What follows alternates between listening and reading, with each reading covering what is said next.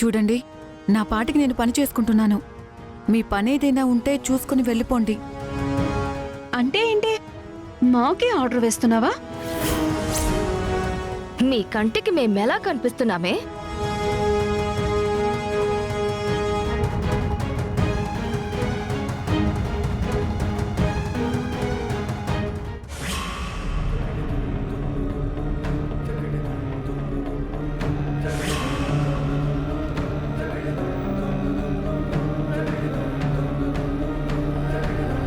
దయచేసి గొడవ చేయాలని చూడకండి. మీకు దండం పెడతాను. అంటే ఏంటి? మీరు మంచోళ్ళు, మీతో గొడవ పడే మేం చెడ్డోళ్ళమా?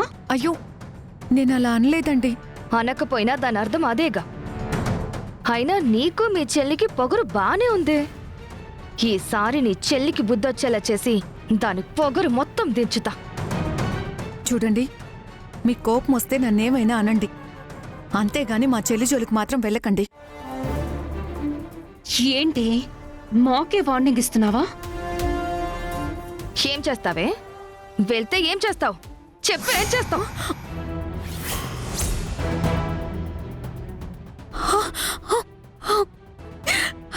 హేయ్!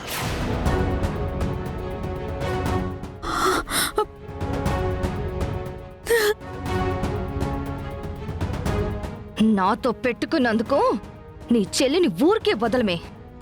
ఖచ్చితంగా ఏదో ఒకటి చేసి తీరుతాం.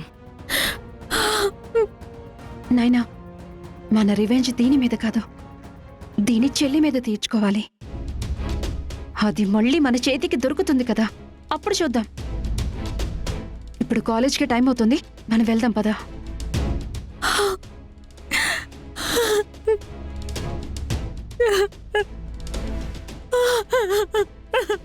వాణి, ఊరుకో వాణి, ఊరుకో, ఎడవకు వాణి. ఎంత పనుంటే మాత్రం టిఫిన్ చేయకుండా వచ్చేస్తావా? ఇదిగో టిఫిన్ తీసుకో. అక్క, ఏమిందక్క? ఎందుకు ఏడుస్తున్నావు? ఎందుకు ఏడుస్తున్నావక్క?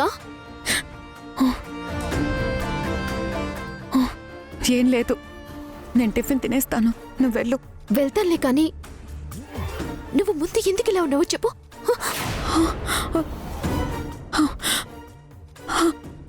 ఏంటిది? ఎలా జరిగింది? మిషన్ తగిలి చినిగింది, అంతే. కాదు, నువ్వేదో దాస్తున్నావు. నిజం చెప్తావా లేదా? కనీసం మీరైనా చెప్తారా లేదా? ఎవరో ఇద్దరు అమ్మాయిలు కాలేజ్ బ్యాగులు వేసుకుని వచ్చి పనిచేస్తున్న మీ అక్కతో గొడవ పడి వెళ్ళిపోయారు.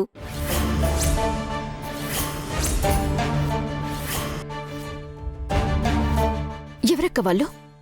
చెప్తావా లేదా? ఆ రోజు గుళ్ళో మనతో గొడవ పడ్డారే వాళ్ళే. దేవుడి ముందు అందరూ సమానమే. సమానం ఎలా అవుతామే? అసలు మా స్థాయి ఏంటో తెలుసా? అసలేం జరిగిందంటే, రెక్కాడితే గాని డొక్కాడని బతుకులన్నమాట మీది. ఏం చేస్తావే? వెళ్తే ఏం చేస్తావు? చెప్పు, ఏం చేస్తావు?